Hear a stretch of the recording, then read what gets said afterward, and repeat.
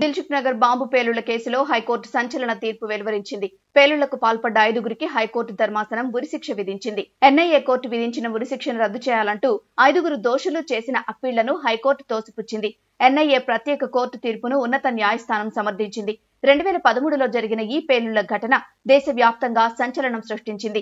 2013 ఫిబ్రవరి 21న Indian ముజాహిద్దీన్ ఉగ్ర సంస్థ tiffin box లో బాంబు పెట్టి ఈ పేలుళ్లకు పాల్పడింది. 2013 ఫిబ్రవరి 2వ తేదీన మొదటి పేలుడు రాత్రి 7 గంటల సమయంలో మలక్పేట పోలీస్ స్టేషన్ పరిధిలోకి వచ్చే దిల్సుఖ్ నగర్ లోని 107 నంబర్ గల బస్టాప్ వద్ద జరిగింది. తర్వాత కొన్ని క్షణాల వ్యవధిలోనే కోనార్క్ థియేటర్ సమీపంలోని ఒక మిర్చి సెంటర్ వద్ద రెండో పేలుడు సంభవించింది. ఈ పేలుళ్ల దాటికి మొత్తం 18 మంది మృత్యువాత పడగా 131 మంది గాయపడ్డారు. ఈ పేలుడుపై సరూర్ నగర్ పోలీసులు కేసు నమోదు చేసి అప్పట్లో దర్యాప్తు ప్రారంభించారు. దీనిపై విచారణకు రాష్ట్ర ప్రభుత్వం ప్రత్యేక దర్యాప్తు బృందాన్ని ఏర్పాటు చేయాలని భావించగా కేంద్ర హోంశాఖ ఆదేశాలతో జాతీయ దర్యాప్తు సంస్థ రంగంలోకి దిగింది. హైదరాబాద్ లో నమోదైన ఈ 2 కేసులు ఎన్ఐఏకి బదిలీ అయ్యాయి. దర్యాప్తు ప్రారంభించిన ఎన్ఐఏ ఇండియన్ ముజాహిద్దీన్ ఉగ్రవాద సంస్థ ఈ పేలుళ్లకు పాల్పడినట్లు గుర్తించి 157 మంది సాక్ష్యాలను నమోదు చేసింది. ఈ కేసులో కీలకంగా వ్యవహరించిన యాసిన్ బత్కల్, అబ్దుల్లా అఖ్తర్లను 2013లోనే ఇండో నేపాల్ బోర్డర్ సమీపంలో అరెస్ట్ చేశారు.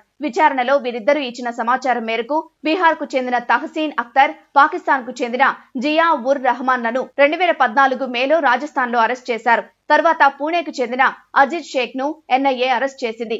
అప్పటి నుంచి నిందితులు అంతా జైల్లో శిక్ష అనుభవిస్తున్నారు. కాగా ఈ కేసులో కీలక నిందితుడు యాసిన్ బత్కల్ సహా 5గురికి ఎన్ఐఏ ఫాస్ట్ ట్రాక్ కోర్టు 2016లో ఉరిశిక్ష విధించింది. అయితే ఎన్ఐఏ కోర్టు తీర్పుపై నిందితులు అదే ఏడాది తెలంగాణ హైకోర్టును ఆశ్రయించారు. అప్పటి నుంచి హైకోర్టులో నిందితుల పిటిషన్ పై విచారణ జరుగుతోంది. ఇవాళ దీనిపై హైకోర్టు తుది తీర్పు ఇచ్చి వారు దాఖలు చేసిన అప్పీల్ ను డిస్మిస్ చేసింది.